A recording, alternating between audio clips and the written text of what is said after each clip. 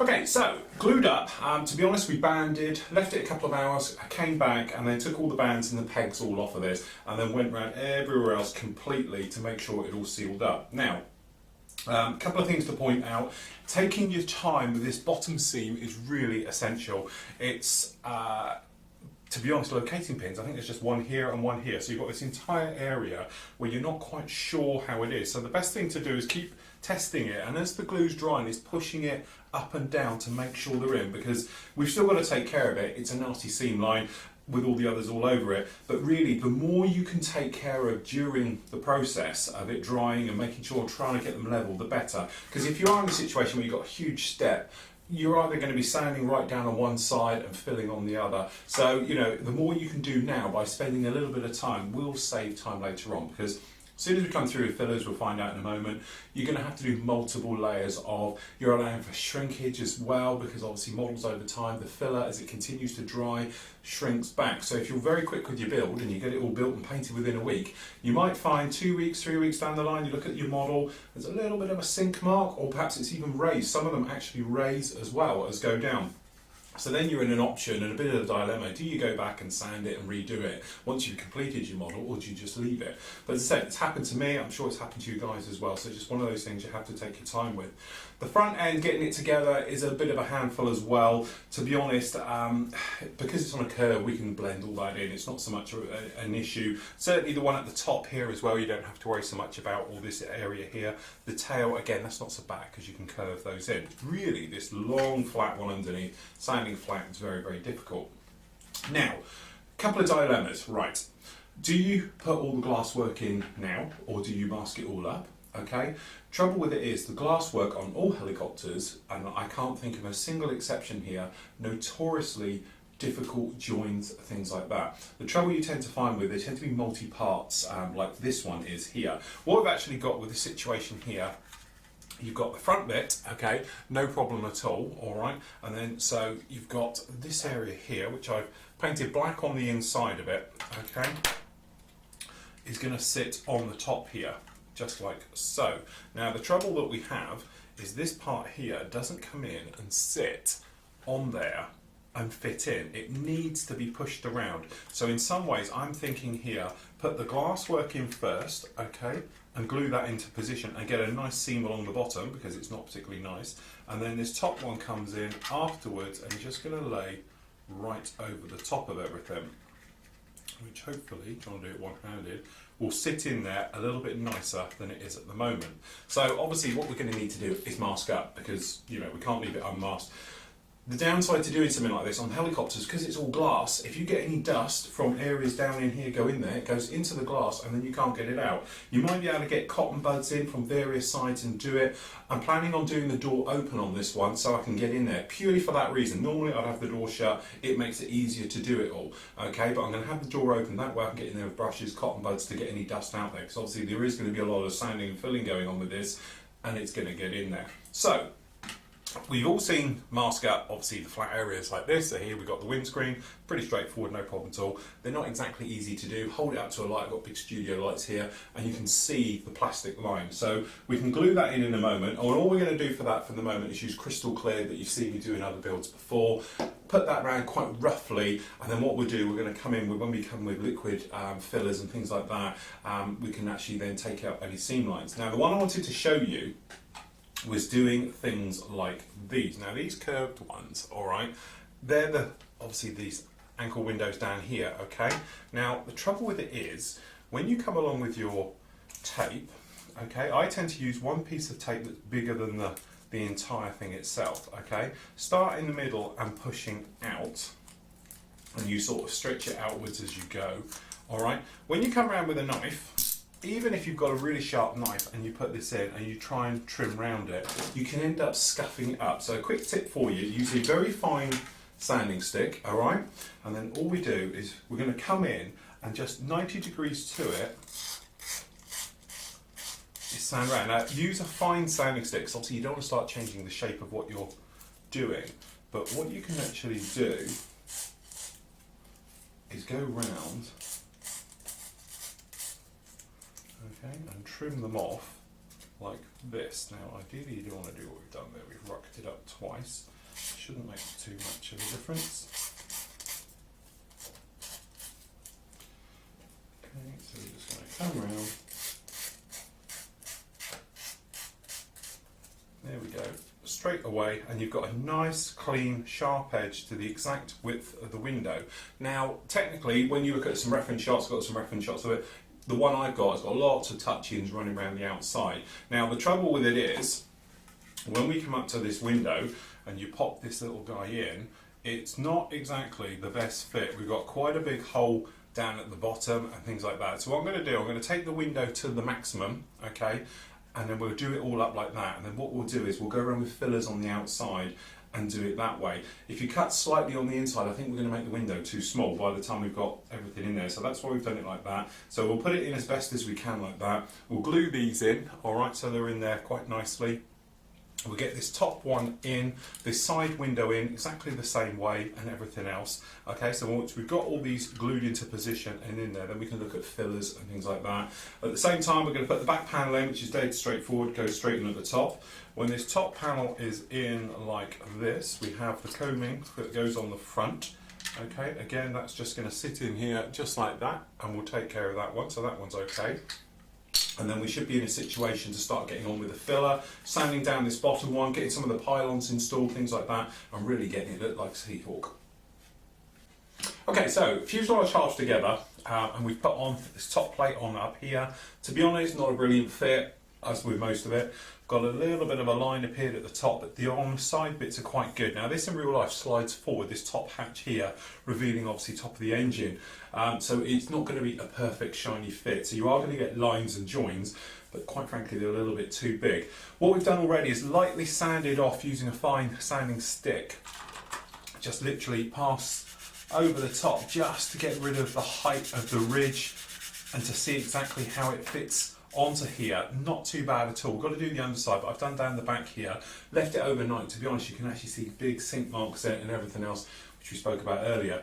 The hardest part, to be honest, is this glass bit in at the front. Now the trouble with this is, it's like a multi-part. It would have been so much better if this top area up here was actually clear as well as the front, and that way you could slip the entire thing in. But because it's two separate parts, what happens is this bit fits in at the top, and to get that in and correct and shape and everything is, then this glass part goes in. Now, to be honest, it's too big, it seems to be at the top. I've trimmed this right back to get it to be nice and flush and it all to lay in and everything else like that.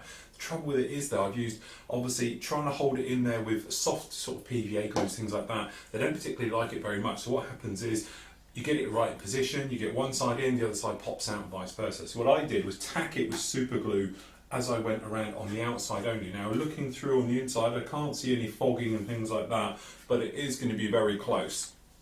But as I said, it's one of those things, it's not exactly brilliant, and to be honest, down in this corner, hasn't gone in well, so I can't get it to curve round, and I've got a small tiny crack appeared. Now, looking through and across, I don't think it's actually made it onto the actual screen itself, but it's definitely on the side. So I'm going to leave that for a minute, okay, and come back to it a little bit later on. We've put side pylons on, things like that, anywhere that's going to need, what I think is going to need a filler and joins and things like that. So, personal choice, you can use your normal fillers if you want, like Squadron Green, okay, and then thin them down. You can thin them down with cellulose or a lacquer thinner, okay, to make your own, or you can buy one. So in this case, what we've got here is some Mr. Surfacer 1000. This is a really old bottle, and it's probably more like 500.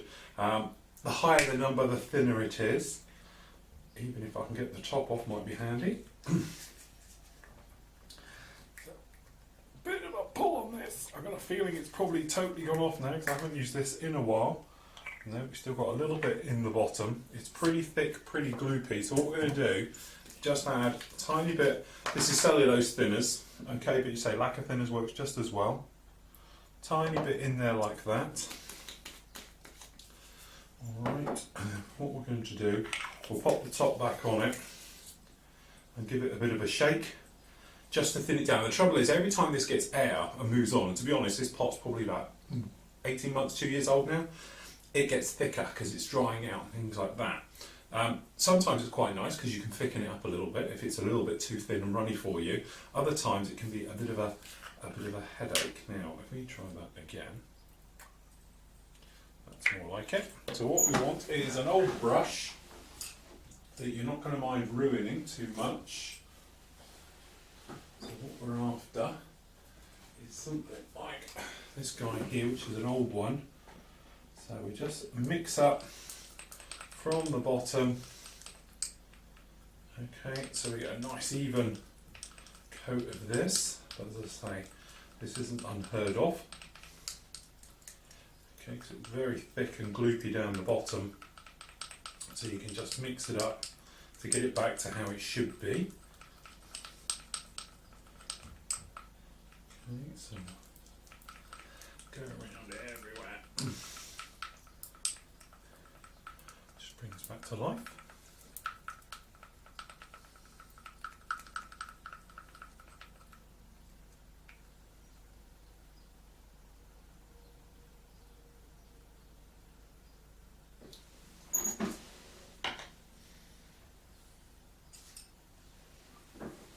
So okay, what we do, just take a bit on our brush, okay, and we can see we've got a bit of a seam line running down the back here, so we just brush it in, just like so. We're going to put another one across here, and what we do, we're going to do 2 coats. First one just goes in. If you can still see it after that, you give it a secondary coat on top. Now, if you've got any holes, little air pockets that have happened in your gluing, things like that, this will take care of it. The great thing about this stuff as well over your standard old-fashioned fillers, this will slightly weld it all together. Okay, it sort of melts the plastic around it. It's not just a case of doing what the others did. So we're just going to put a bit over here and we'll re-sand and re-scribe this all in. Okay, so we just do down the side. The trouble is you've run out of places to hold this. Now we've got this gap around this engine area, so we're just going to fill that as well. Okay, we've got this large gap underneath, so what we're going to try and do is put enough of this in so the capillary action fills it all up just like that. It will dry, it will shrink back, second coat will take care of it. Okay, so we're just going to pop it around this fitting on the side for the rack. That's on nicely, just a little bit around the sides here, around the top, fitting it under here. Now we are going to go around the cabin area as well, so I'm just going to bring it right the way around onto here. Now just avoid the glass work getting too close to the actual paper itself, because otherwise it just becomes a problem unmasking it. What you can do, to be honest, this one's a little bit horrible, so I'm going to do it heavier and we'll re-scribe around the masking tape to get it off. Okay, but this will make us a nicer seal around the actual canopy. Now I'm putting a bit on this corner where I've got that crack and I'm going to sand it in, and then obviously got the lower part of the front of the windscreen. We're going to add this all down here. Again, be a couple of coats over a couple of hours to let it go off, but as you can see, if you've got any gaps under there, they'll look really, really unsightly. Okay, this nose section, so we're going to put plenty down here. And then work our way around, so just on the top. And generally anywhere that's got big gaps or anything else like that, and joins and seals, then we'll come in, and what we'll do, we'll sand this back, smooth it, and then you will probably need a second coat, okay, because one coat is never enough with this stuff. Okay, we've just got this area down here, and these tight areas we can get that out with a cotton bud with some thinners on it. Okay, so that's the top section all done just like that. Okay, and then what we'll do is the underside is going to need it anyway, so what I'm doing for the moment is just popping down some of this on, just so when we come in with the sanding it's already started welding it up and everything else, because sanding this flat area is going to be a real pain to make it nice and smooth. So by doing this, it just starts it all off and gets it going, but also it will help weld it all up and make it all tight and everything else. So we got that one in there just like that. Tail section I'm happy with, it's not going to need it, but those areas certainly are. So what we're going to do, going to leave this for around about half an hour to start to go off. Have a look at it again. If it's looking like there's a big depression in there that we want to get rid of, we can come straight in, give it a second coat, same thing right the way over the top.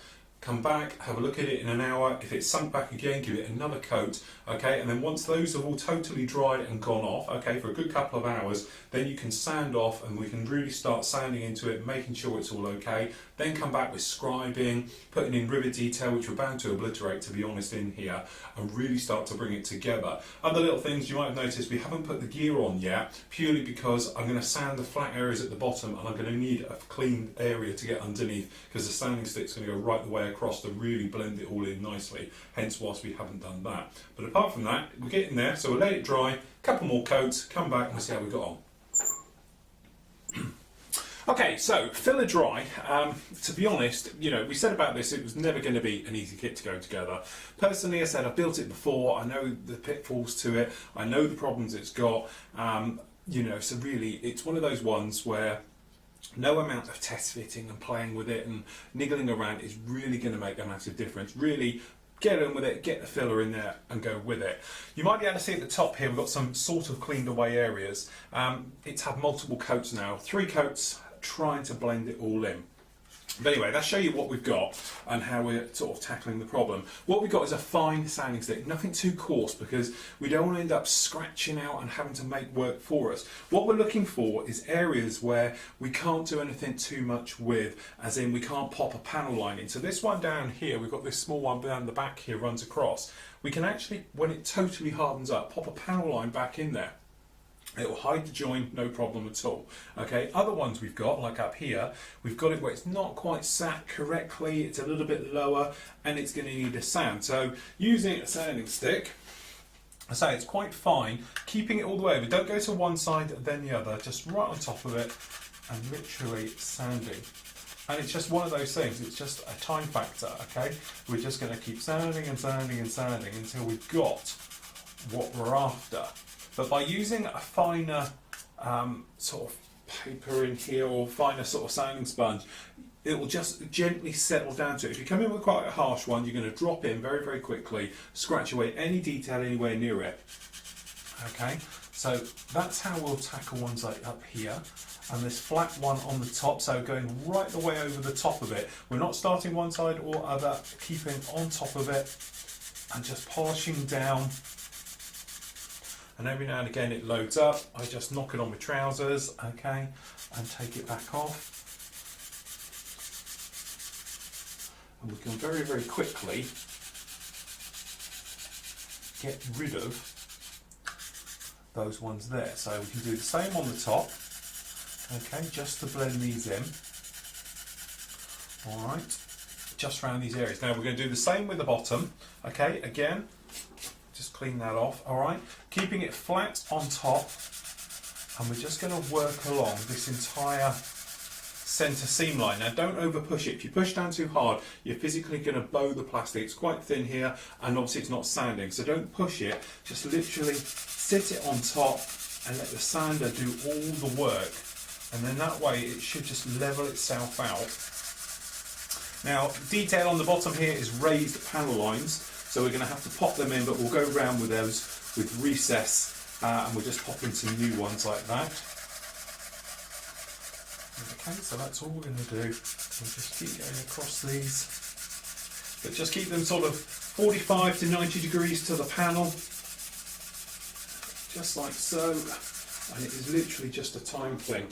As I say, every now and again, just knock them off, just clean out the sponge.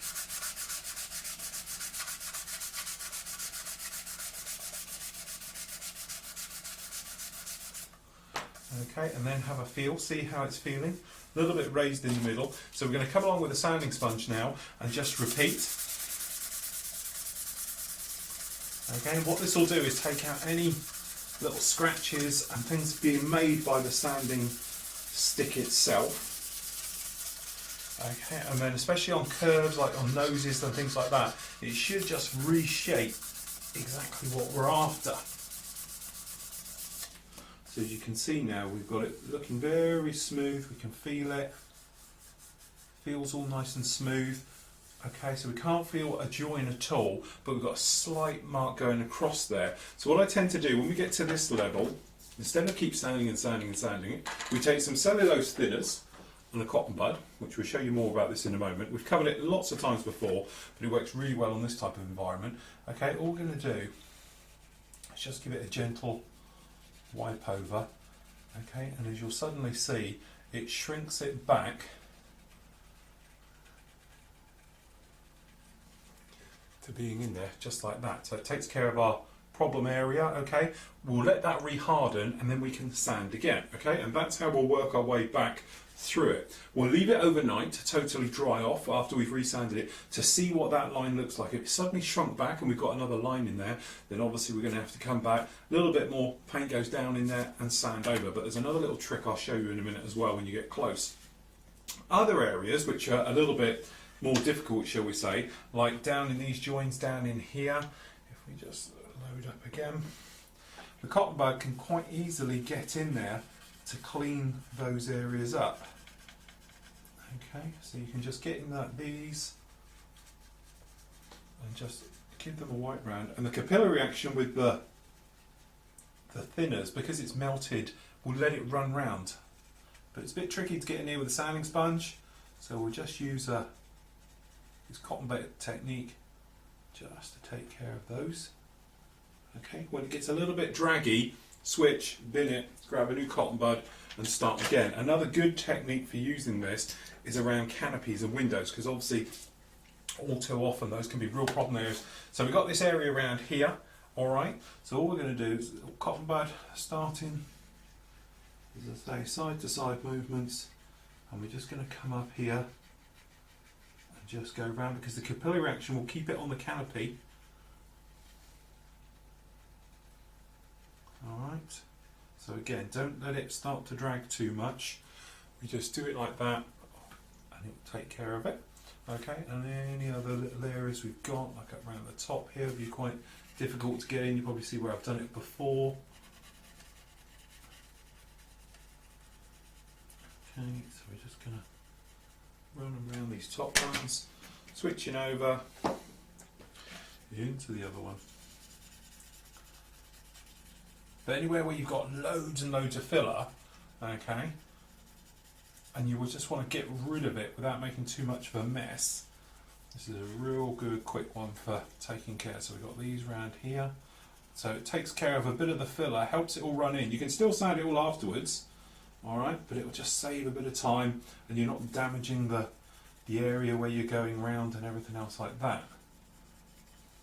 So again, we have this tricky one where we put in a load under here to get it out in that join down there. So all we do, come in with our thinners, not too much because obviously you don't want to get rid of it. Same on the other one.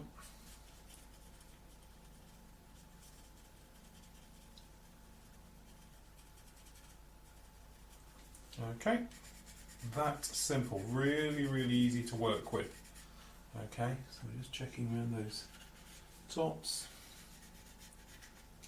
And there we go. So what we'll do, we'll let those dry off, all these down here. I've still got sand down the back. Then we can come back, quick sand over. We'll start with sanding sponge and then we'll work to a polishing sponge, which I'll show you in a moment. Okay, and then polish it all up like that. And then what we can do is just add a few little bits and pieces onto this one, which we've still got to sort out. There's a couple of little aerials at the tops and tracks for this, where this canopy system goes forward, things like that. So then it's all ready for really final bits of assembly go on, and then we can move it over to the spray bay.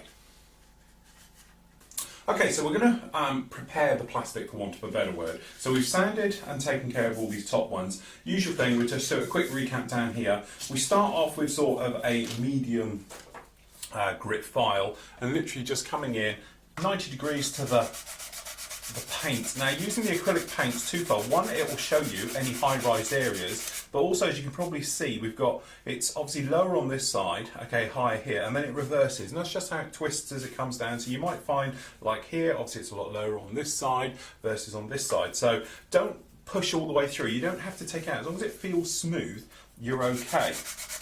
But we're using a medium grit sand stick here, purely because if you use a too finer one, the paint will clog it instantly and you're not really going to achieve anything.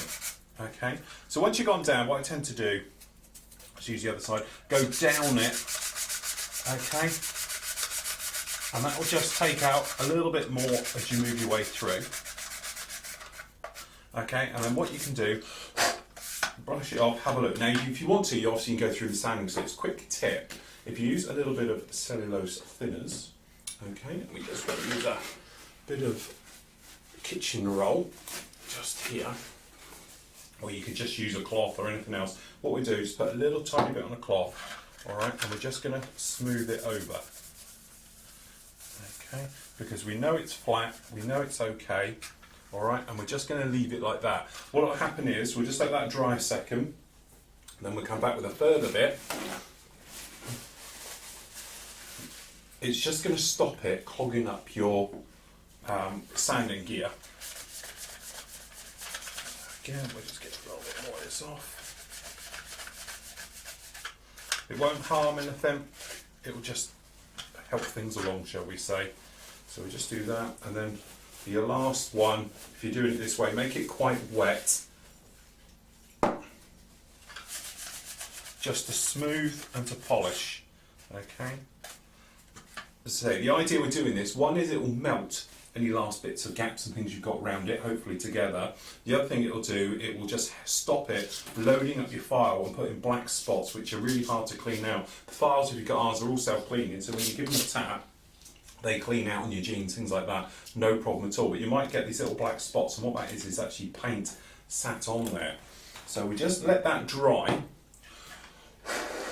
off. It doesn't take long, okay, but it will slightly soften the plastic. And then when you are, what you can do, if you've got little scratches on there still, technically it should come out. Then use your sponges, okay. So we're just popping over it now. So it's still a little bit damp because it's gripping the sponge. Okay, and we're just going to go everywhere until we can't see those scratches anymore. So you polish those all out. Okay. And then if we just use a fresh one, see a little bit more. Okay. But normally, I'd say you'd wait a little bit before coming in because the thinners still makes the plastic just a little bit soft.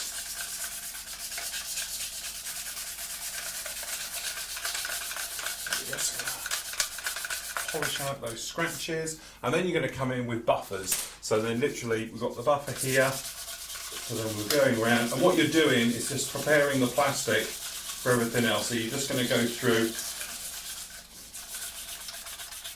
these,